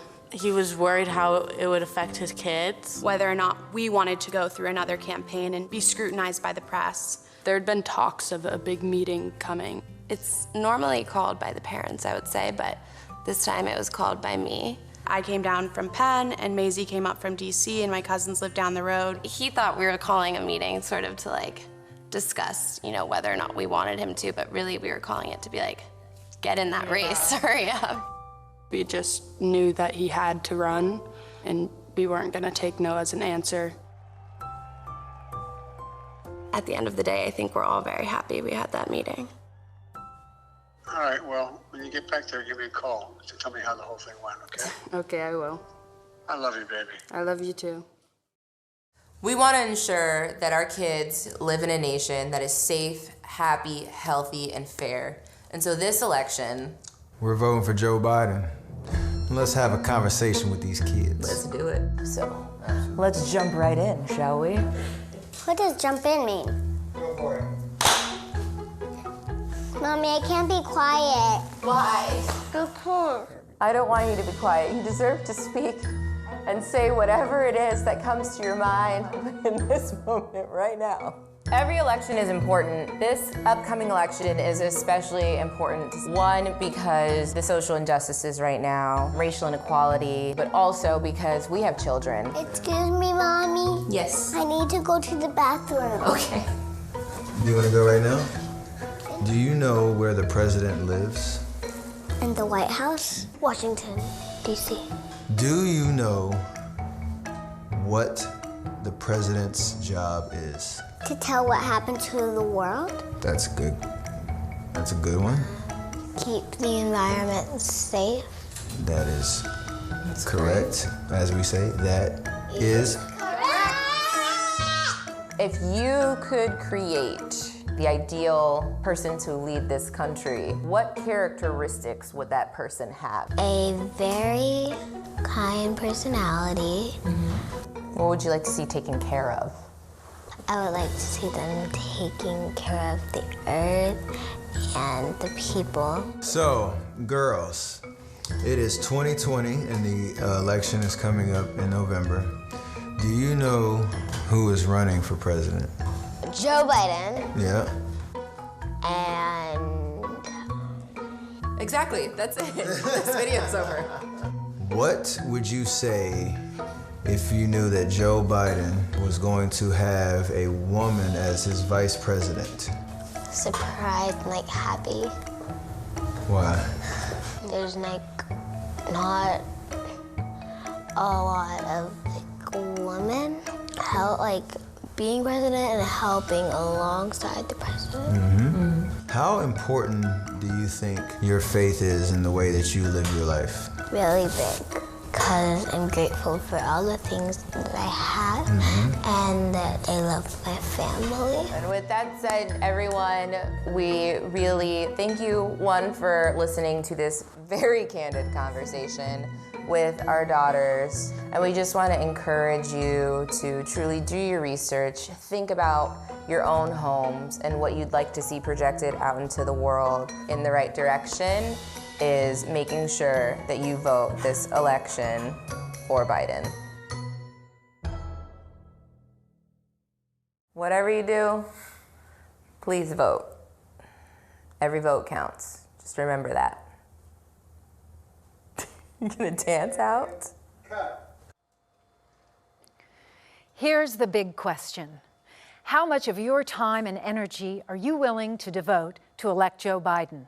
Here's my answer. I'm going all in. Look, elections can break your heart, but sometimes they can make you sing from the mountaintops. And this year, we're gonna sing. This year, we're gonna elect a president who's honest, experienced, and intelligent. A president who actually believes in the rule of law, who will restore dignity and normalcy to the White House and the soul of this nation. And boy, won't that be something. One of my favorite things Joe Biden says is that you can succeed in life without sacrificing your ideals or your commitment to family. So, who better to introduce our nominee, Joe Biden, than his children? I'm Hunter Biden. And I'm Ashley Biden. Joe Biden is our dad. And Beau is our brother. We want to tell you what kind of president our dad will be. He will be tough. And honest. Caring and principled. He'll listen. He'll be there when you need him. He'll tell you the truth even when you don't want to hear it. He'll never let you down. He'll be rock steady. The strongest shoulder you can ever lean on. He'll beam with pride every time you succeed. He'll make your grandkids feel that what they've got to say matters. He'll treat everyone with respect, no matter who you are. He'll get up no matter how many times he's been knocked down. He'll be the worst enemy any bully ever saw. He'll be the best friend you've ever had. He'll love you with all of his heart. And if you give him your cell phone number, he's going to call it. How do we know? Because he's been that way our whole lives. He's been a great father. And we think he'll be a great president. Beau isn't with us any longer. But he is still very much alive in our hearts. And we can still hear his strong voice. Just like it was yesterday. Just like it was yesterday. In 2008 and 2012, he introduced our dad at those conventions. And if he was here, we're pretty sure we'd know what he'd say. So before we show you a film about our dad's journey, we wanted to give Beau the last word. Beau? Beau, take it away. In moments both public and private, he's the father I've always known, the grandfather my children love and adore, my father, my hero, Joe Biden.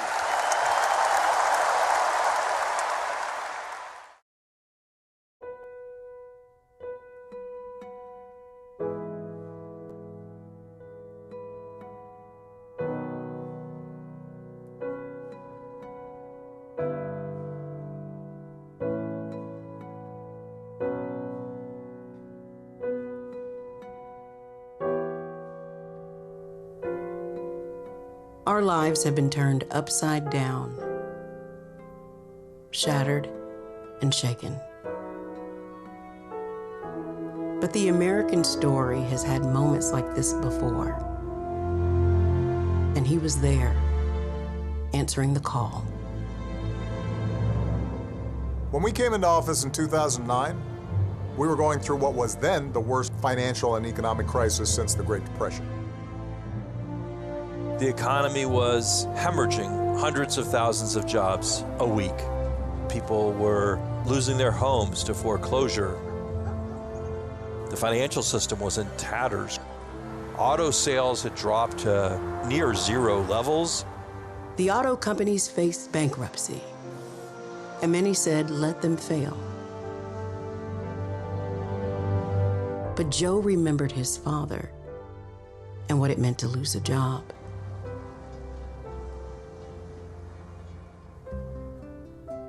The Finnegans and Bidens were Irish Catholic.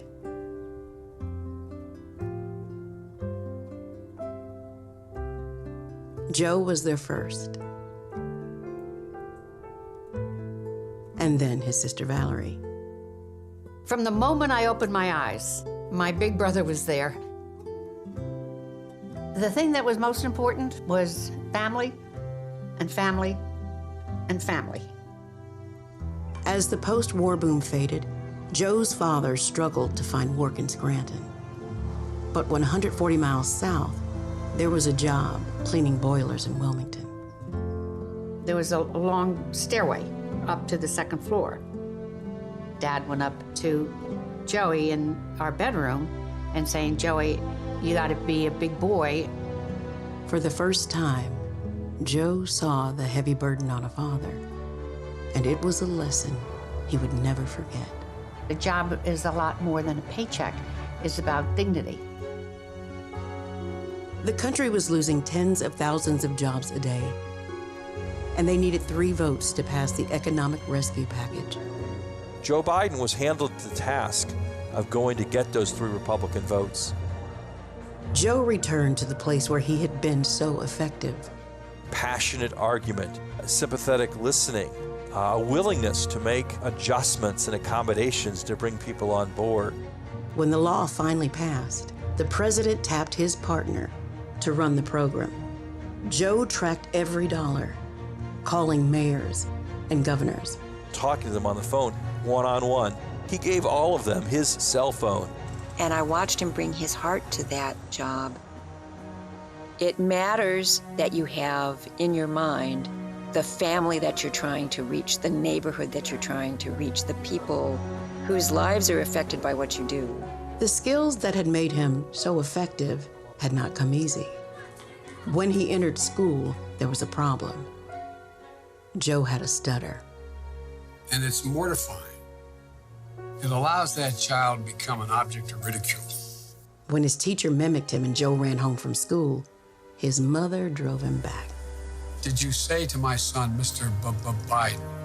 The nun said, I was just trying to make a point. My mother stood up, all 5'2" of her. If you ever talk to my son like that again, I'll come back and rip that damn bonnet off your head. Do you understand me? Joey, go back to class. Joe resolved to overcome his stutter. Some letters are harder than others. And I used to get up at night and go stand in front of the mirror with a flashlight and practice. She'd make me look her in the eye. Look at me. Remember, Joey, you're the smartest boy in that class. Nobody's better than you, Joey. From having to deal with stuttering, it gave me insight into other people's pain, other people's suffering. At 19, Joe sought out a summer job that few of his peers considered taking. He was a lifeguard along with the black lifeguards. That's when I first seen Joe, and we became friends. It was one of the best things I've ever done because it gave me a sense that we really didn't know one another. After Martin Luther King Jr. was assassinated, riots broke out in Wilmington, and the National Guard stayed for almost a year. I quit the law firm and asked for a job to become a public defender. That's what sort of got me involved in politics. J. Caleb Boggs was a popular war hero in a solidly Republican state, and few took Joe's campaign seriously. In Delaware, the Democratic Party was non-functional. When it got time to put up a candidate, they didn't want to touch it. This young upstart, Joe Biden, who had a lot of ideas and no money, no influence, the party said, okay, well then go ahead, Biden, give it a whirl. That's all I can ask. Just look, if you like what you see, help me out. If not, vote for the other fellow. But look me over if you would. You know, we'd have a coffee, and we'd come out of that, we'd have 5 more coffees. He was very articulate on the issues. He brought people to say, not just that, well, I agree with what you're doing, is, you know, what can I do to help? Delaware is the first state. J. Caleb Boggs, who is the incumbent Republican, being challenged by Joseph Biden. Biden is a Democrat who's 29 years of age. But exhilaration soon turned to tragedy. I mean, it was clear he had decided that I'm not going to be a senator, that the boys need me too much. I was prepared to walk away in 1973. But men like Ted Kennedy and Mike Mansfield and Hubert Humphrey and Fritz Hollings, Danny Inouye, they convinced me to stay. Just stay 6 months, Joe. Remember, Danny? Just stay 6 months. He couldn't allow the suffering to debilitate him. That's like he couldn't allow the stuttering to define him. That's the backbone. There's something bigger than Joe's suffering. The Senate turned out to be a wonderful place for him. He had a real gift for bringing people together.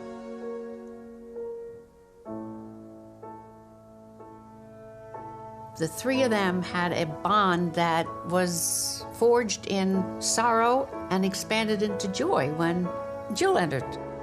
They had built this beautiful family, this circle of trust.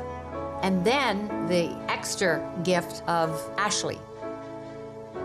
Growing up, it was full of adventure, laughter. We do everything as a family, and we've always done everything as a family. He was always a good, loving father. I mean, there's nothing more important to Joe than his children. It's hard to explain how ever-present he was in our lives.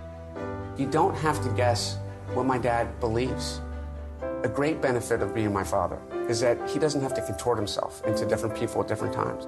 Bo was going to do fine things. I mean, he had it all. And then he got sick.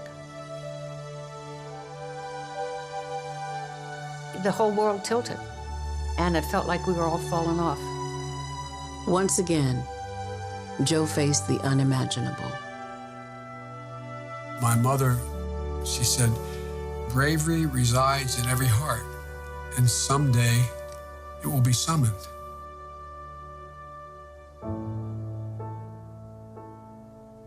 The way he survived losing my mom and my sister, and then losing my brother, is understanding that you have to have purpose.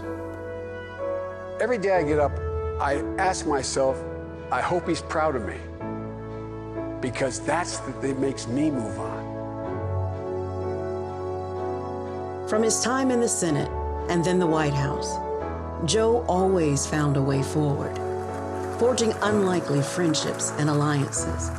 And time after time, he made progress possible, and always holding in his heart the struggles of his family and every family, always fighting to make his country whole. It's a very rare quality to bring your empathy skills to the process of governing. Joe Biden never forgets that that's the point of moving the wheels of government. He will keep his word. He will reach out and hear what other people have to say. To have somebody who believes in what's best in us, somebody like Joe Biden who actually believes in the American idea, that's the kind of person who I want in the White House.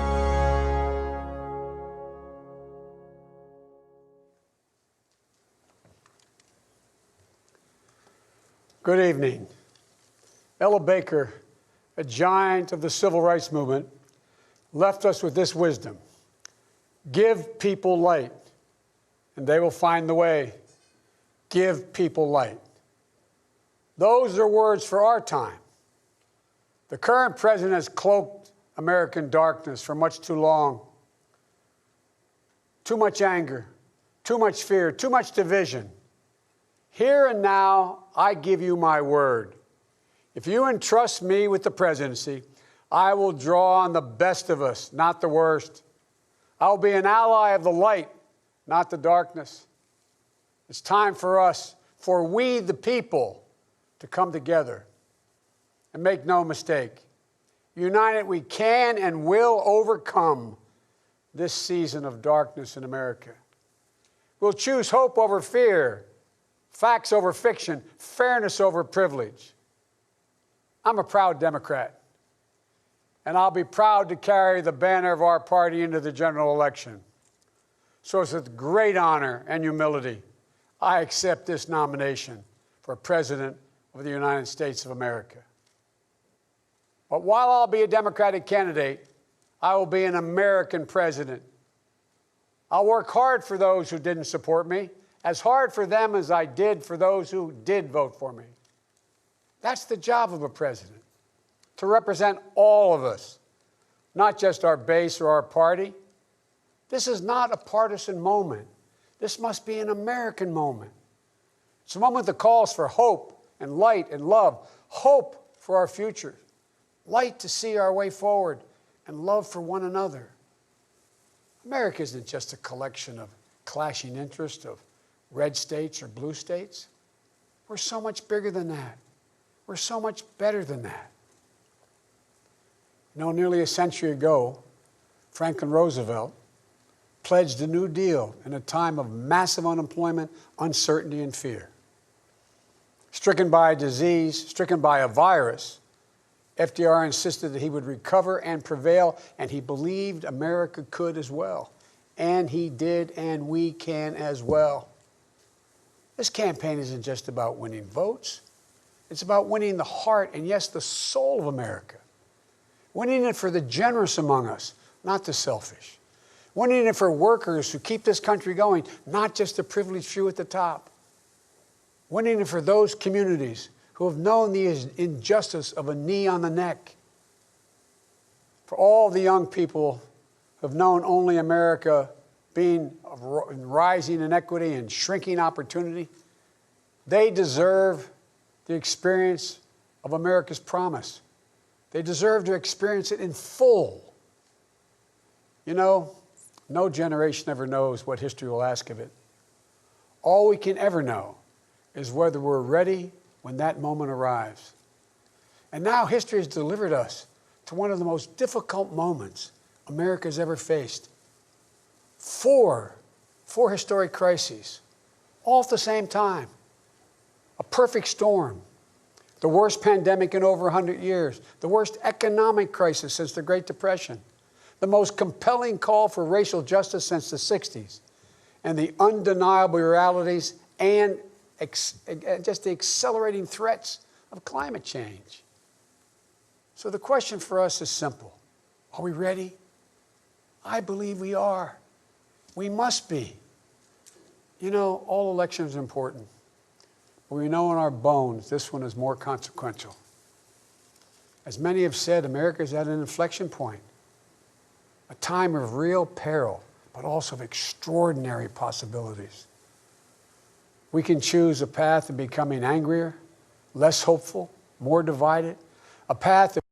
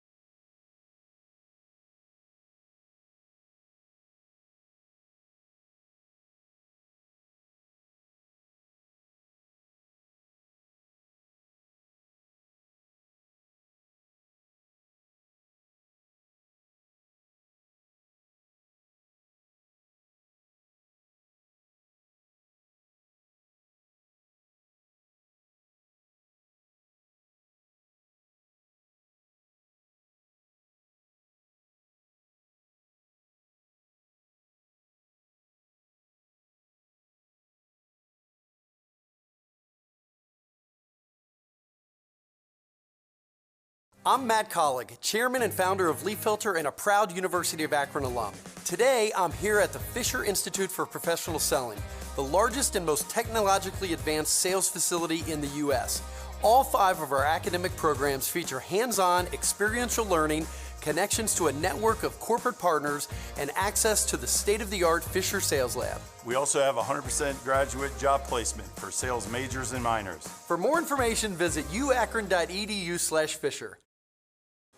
To be a light to the world once again, and finally to live up to and make real the words written in the sacred documents that founded this nation, that all men and women are created equal, endowed by their Creator with certain inalienable rights, among them life, liberty, and the pursuit of happiness. You know, my dad was an honorable, decent man. He got knocked down a few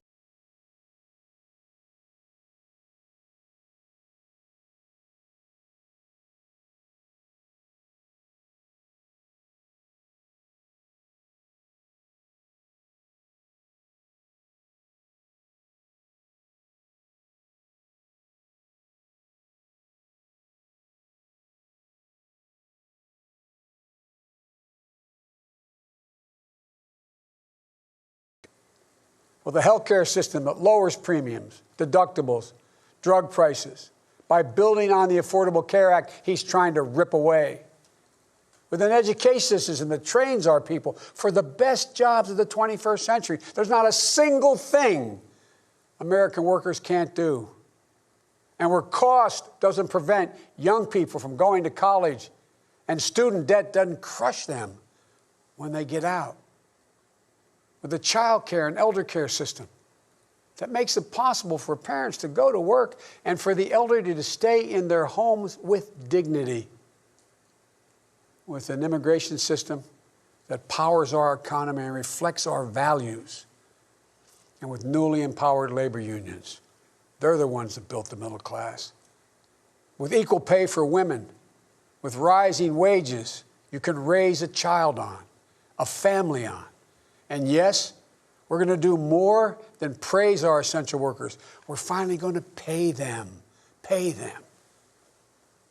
We can and we will deal with climate change. It's not only a crisis, it's an enormous opportunity.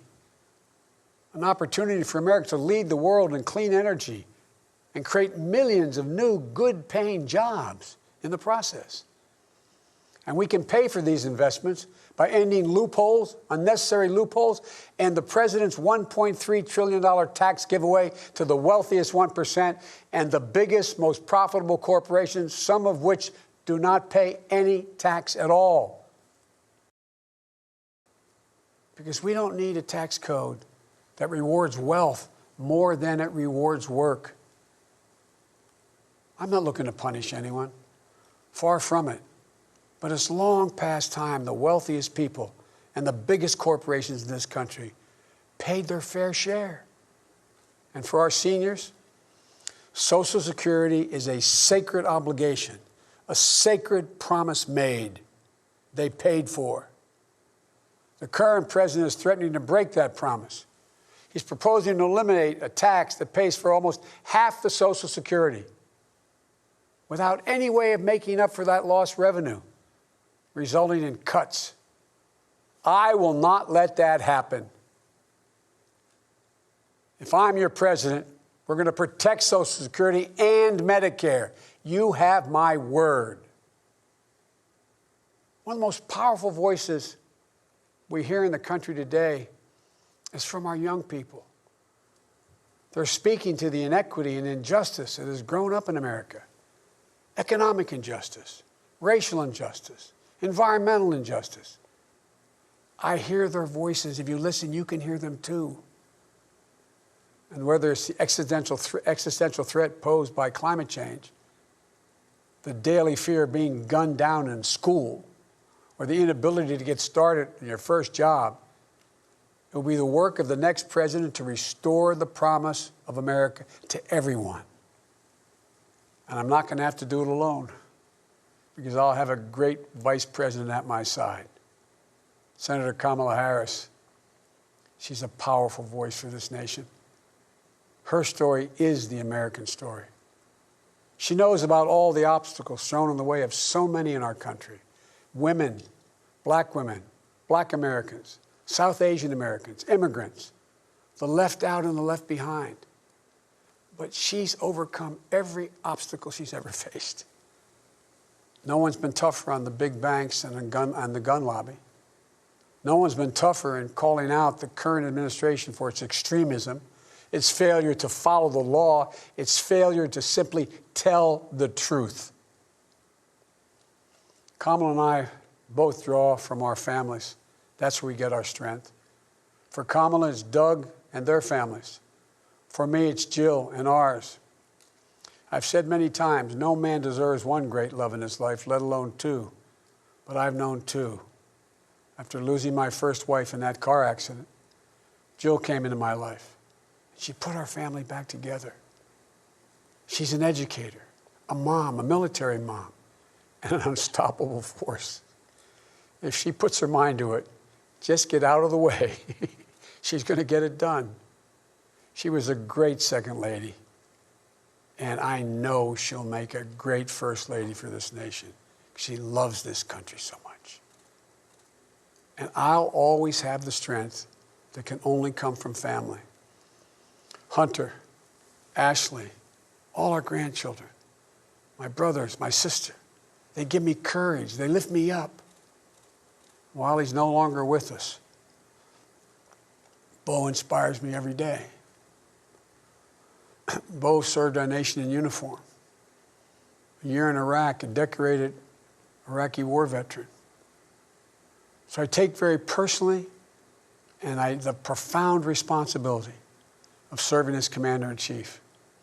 I'll be a president who will stand with our allies and friends and make it clear to our adversaries the days of cozying up to dictators is over. Under President Biden, America will not turn a blind eye to Russian bounties on the heads of American soldiers. Nor will I put up with foreign interference in our most sacred democratic exercise, voting. And I'll always stand for our values of human rights and dignity. I'll work in common purpose for a more secure, peaceful, and prosperous world. History has thrust one more urgent task on us.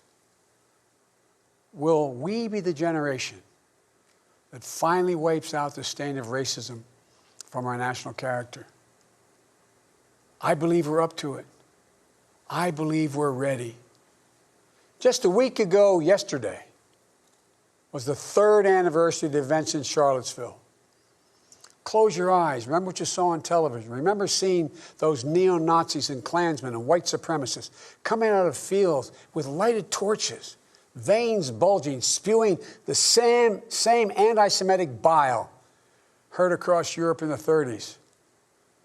Remember the violent clash that ensued between those spreading hate and those with the courage to stand against it.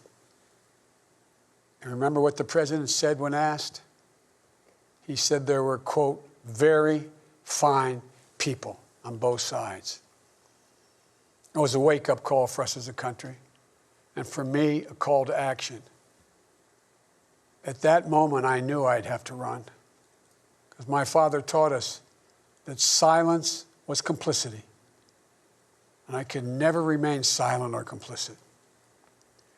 At the time, I said we're in the battle for the soul of this nation. And we are.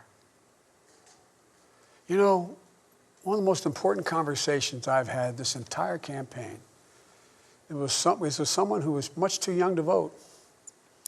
I met with 6-year-old Gianna Floyd the day before her daddy, George Floyd, was laid to rest. She's an incredibly brave little girl.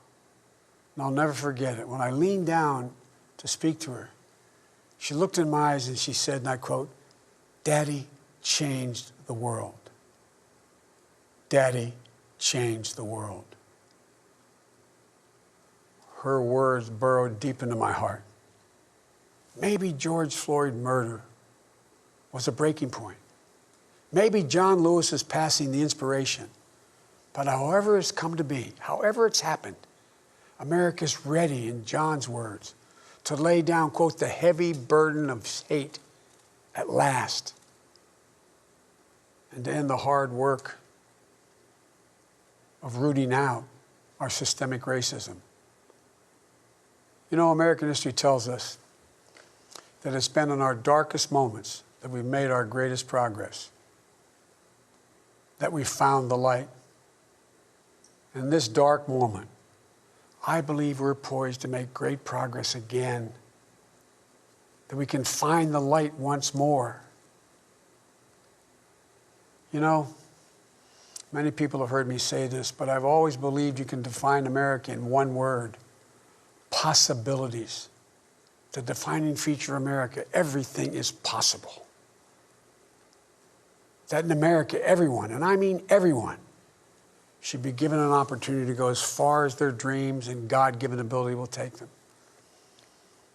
We can never lose that. In times as challenging as these, I believe there's only one way forward.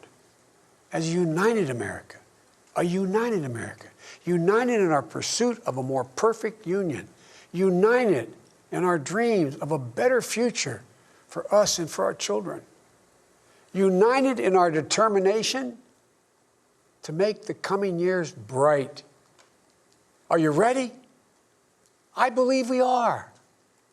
This is a great nation. We're a good and decent people. For the Lord's sake, this is the United States of America. And there's never been anything we've been able to accomplish when we've done it together. The Irish poet Seamus Heaney once wrote, "History says, don't hope on this side of the grave, but then, once in a lifetime, the longed-for tidal wave of justice can rise up and hope and history rhyme. This is our moment to make hope and history rhyme. With passion and purpose, let us begin, you and I together, one nation, under God, united in our love for America, united in our love for each other. For love is more powerful than hate. Hope is more powerful than fear. And light is more powerful than dark. This is our moment. This is our mission. May history be able to say that the end of this chapter of American darkness began here tonight, as love and hope and light join in the battle for the soul of the nation. And this is a battle we will win, and we'll do it together. I promise you. Thank you, and may God bless you, and may God protect our troops."